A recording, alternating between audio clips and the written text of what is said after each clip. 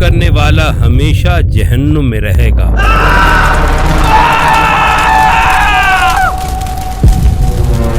ہمیشہ جہنم میں رہے گا.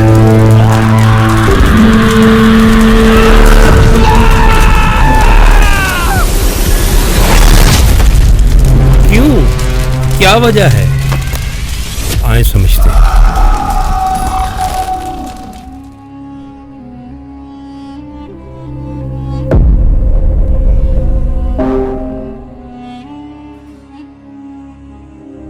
چنگیز خان نے کتنے انسانوں کو قتل کیا جانتے ہیں؟ 3-4 کروڑ انسانوں کو. اور ہٹلر تو اس سے بھی بازی لے گیا. اس کی وجہ سے 6-7 کروڑ انسان قتل ہوئے. کتنے بڑے مجرم ہیں. لیکن اگر رحمان اور رحیم چاہے تو ان دونوں کی مغفرت ہو سکتی ہے. جی ہاں. لیکن اگر کسی نے اس رب کے ساتھ شرک کیا ہوگا اور اس حال میں مر گیا تو اس کی بخشش نہیں ہوگی. وہ ہمیشہ کے لیے جہنم میں چلا جائے گا.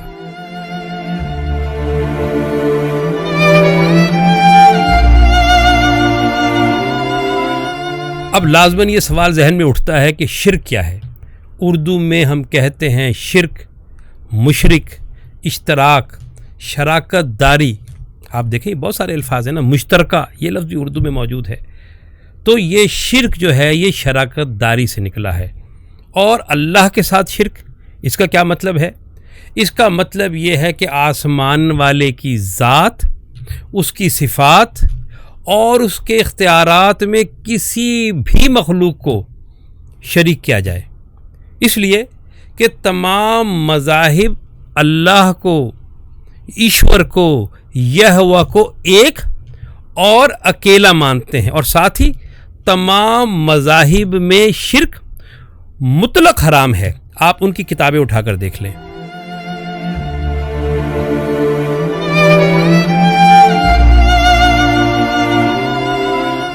تو پھر اختلاف کہاں ہے؟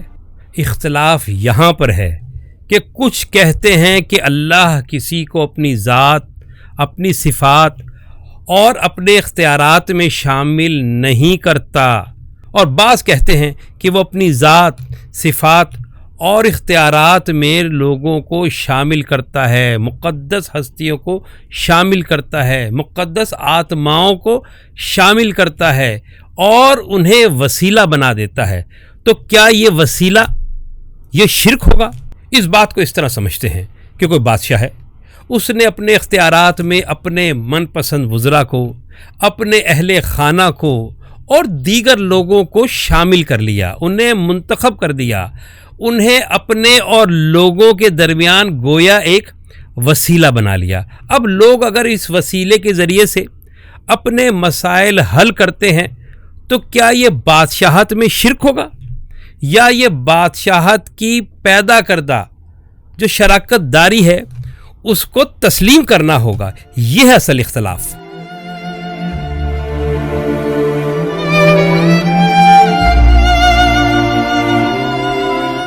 دیکھیں کہ آسمان والے کے لوگوں نے مختلف نام رکھے ہیں. ایشور ہے، یہوہ ہے، اللہ ہے، لیکن اس کی جو صفات ہیں، اس کے جو اسماء حسنہ ہیں جن کی تعداد 99 ہے، یہ تمام مذہبی کتب میں موجود ہے.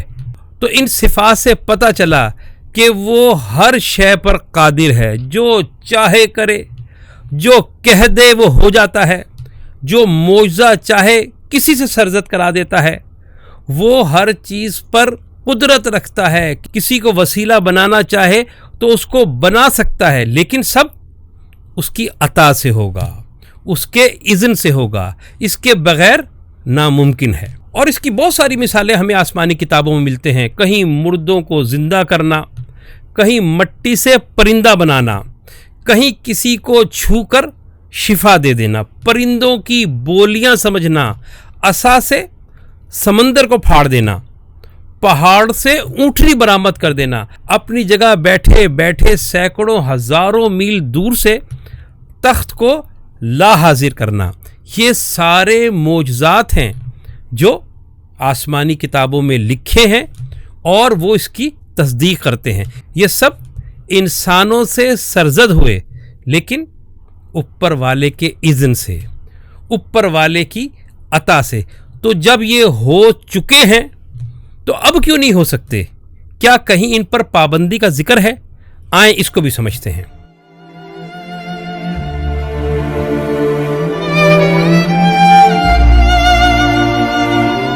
अच्छा, शिर्क को समझने के लिए बाज़ नुकात को समझते हैं। मज़ाहिब का दावा है कि मुक़द्दस रूहें या आत्माएं मरने के बाद आसमान वाले के पास होती हैं, परमात्मा के पास होती हैं। यानी हिंदू जो है वो ईश्वर को, भगवान को परमात्मा कहते हैं। फिर वो कहाँ होती हैं? वो बरज़ख में होती हैं। वो कहाँ होती हैं? वो जन्नत में होती हैं, और कहीं भी हों। और वो अपने रब से इतने करीब होती हैं, इतना क़ुर्बत हासिल होती है कि उनका रब उनकी कोई बात टालता नहीं है।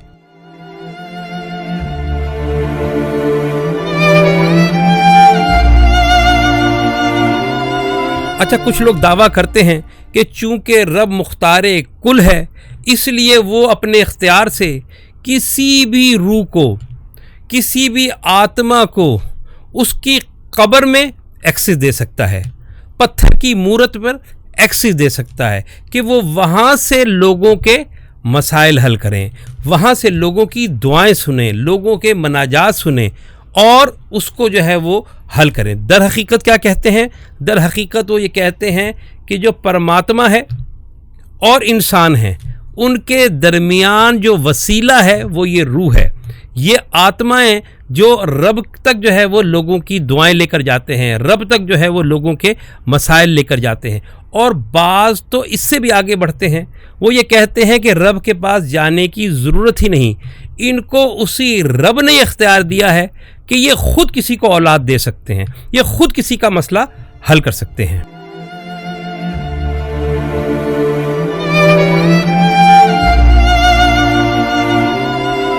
अब ऐसे इंसानों का अक़ीदा ये है कि वो कहते हैं कि दुनिया में जब ये लोग थे तो उनके पास शायद इख्तियार उस दर्जे के ना थे जो मरने के बाद हैं। अब मरने के बाद उनके रब ने उन्हें इख्तियार दिया है लोगों से मिलने का, लोगों से बात करने का, लोगों की बात सुनने का, उनको देखने का, हत्ता के उनकी मदद करने का। ये सारे इख्तियारात इन रूहों को हासिल हैं, इन आत्माओं को हासिल हैं। आप कब्र पे जाएंगे तो जो साहिब कब्र है वो आपकी बात सुनेगा, आपका मसला हल करेगा। और जो बुतों को मानते हैं वो ये कहते हैं कि ये आत्माएं अपने बुतों पर आती हैं और वहाँ से लोगों के मसाइल हल करती हैं, लेकिन अपनी मर्ज़ी से नहीं।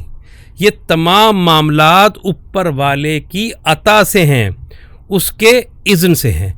ये है उनका मुकदमा।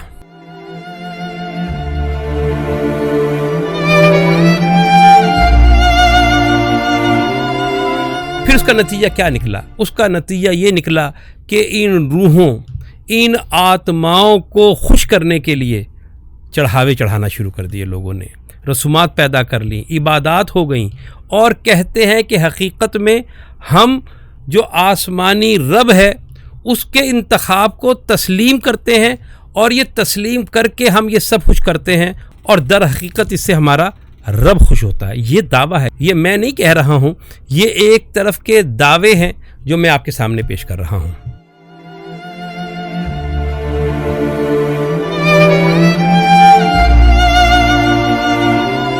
तो अब आए इन दावों का जायज़ा लेते हैं। मिसाल के तौर पर अगर कोई ये दावा करता है कि खुदा ने किसी को बेटा बनाया है, फरिश्तों को बेटियां बनाया है, या खुदा किसी ज़ात में हलूल कर गया और उसको अवतार बना दिया, ये दावा है लोगों का।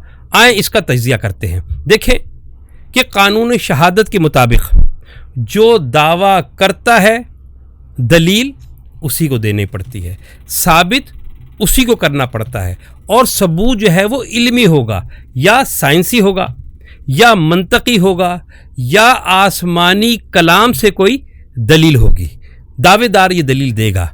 तो अब इस दावेदार से पूछें جو یہ دعویٰ کرتا ہے کہ خدا نے کسی کو بیٹا بنا لیا، تو پھر آپ اس سے پوچھیں کہ بھائی تیرا بھی بیٹا ہے اور تو جانتا ہے اس کو، تو کیا خدا کا بھی ایسے ہی بیٹا ہے جیسے تیرا بیٹا ہے؟ یہ وہ سوال ہے جو آپ اس سے کریں گے، اور جواب دینا، اپنی بات کو ثابت کرنا اب آپ کی ذمہ داری نہیں ہے۔ اب وہ ثابت کرے کہ وہ جس کو خدا کا بیٹا کہتا ہے وہ انسانوں کے بیٹے جیسا ہے، وہ ثابت کرے گا۔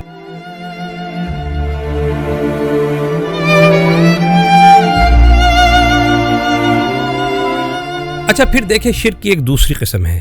لوگ مرنے کے بعد مقدس ہستیوں سے کچھ تعلق کا دعویٰ کرتے ہیں، ان کی سماعت کا دعویٰ کرتے ہیں، ان کی بصارت کا دعویٰ کرتے ہیں، ان کے جواب دینے کا دعویٰ کرتے ہیں، ان کو وسیلہ بنا کر ان سے مسائل حل کرنے کا دعویٰ کرتے ہیں۔ لیکن وہ مقدس ذات جو ہے، وہ مقدس شخصیات جو ہیں، جن کی روحیں ان کے رب کے پاس ہیں، آتمائیں ان کے پرماتما کے پاس ہیں، وہ تھے تو انسان، اور انسان کا مکمل ڈیٹا ہمارے پاس موجود ہے۔ تو سائنٹیفکلی ہم جانتے ہیں کہ انسان کیا کر سکتا ہے، اس میں کیا صلاحیت موجود ہے، انسان کیا نہیں کر سکتا، یہ سب ہمیں معلوم ہے۔ تو اس پیمانے پہ پہلے ہم پرکھیں۔ پھر اگلا نقطہ یہ آتا ہے کہ نہیں، آسمان والا جو ہے وہ کسی کو بھی کوئی اختیار دے سکتا ہے، آسمان والا جو ہے وہ کسی کو بھی اپنی صفات میں شامل کر سکتا ہے۔ تو پھر اس کا حل جو ہے وہ آسمان والے کا کلام ہے۔ کلام اٹھائیں، اس سے کہیں کہ بھائی اس کلام میں سے تم دلیل دو، یعنی جن باتوں کا تم دعویٰ کر رہے ہو، جن اختیارات کا تم دعویٰ کر رہے ہو، کیا اس کلام میں موجود ہیں؟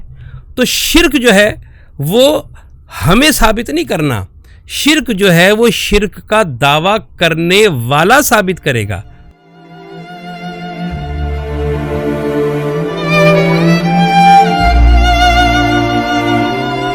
اچھا، پھر بڑا ایک عجیب نکتہ ہے، یہ جتنے دعوے آپ کو ملیں گے شخصیات کے بارے میں، واقعات کے بارے میں، یہ تمام کی تمام ماضی سے تعلق رکھتے ہوں گے۔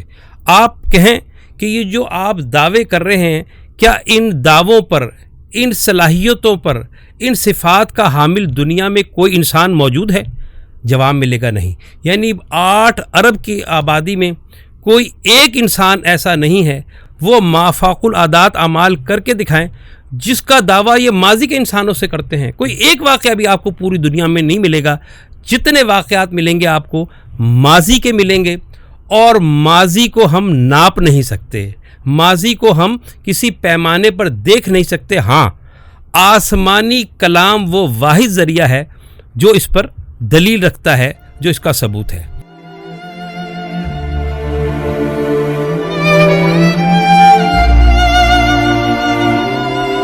پھر آپ دیکھیے کہ جگہ جگہ جو ہے شرک کے حوالے سے مختلف تعریفات موجود ہیں۔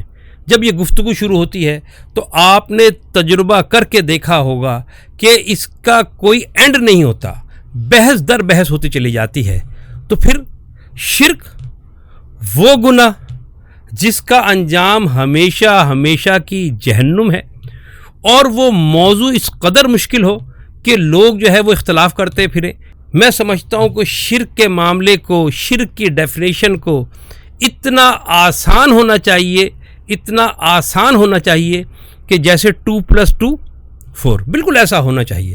تو شاید ہم جو ہے وہ اس کی تعریف جو ہم کرتے ہیں وہ مسئلے کا حل نہیں، ہمیں کلام میں دیکھنا چاہیے کلام کیا کہتا ہے۔ تو کلام جو شرک کو پہچاننے کی بات کرتا ہے وہ بہت آسان طریقہ بتاتا ہے۔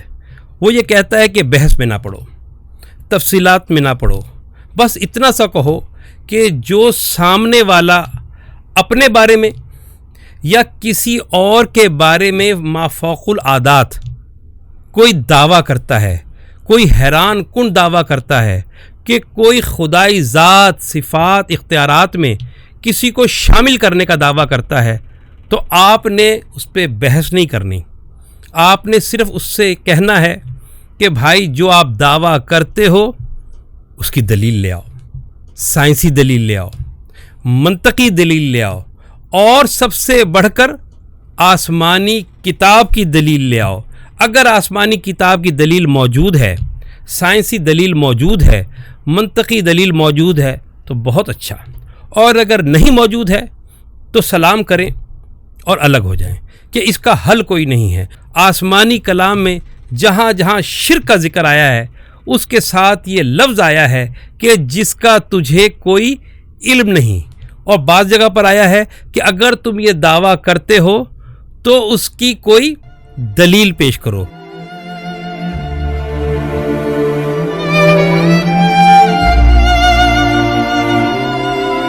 تو بس آپ نے دیکھا کہ شرک کا موضوع جس پہ بے شمار مباحث ہیں، نہ ختم ہونے والے مناظرے ہیں، کتنا آسان ہے، بہت آسان ہے۔ بس آپ سامنے والے سے پوچھیں کہ حضرت جو آپ دعویٰ کر رہے ہیں اس کی دلیل دیں، دلیل دے تو وہ شرک نہیں ہے، اور اگر دلیل نہیں دیتا ہے، سائنس سے دلیل نہیں دیتا، منطق سے دلیل نہیں دیتا، آسمانی کلام سے دلیل نہیں دیتا، تو پھر اس کا معاملہ اس پر چھوڑ دیں۔ بہت نوازش۔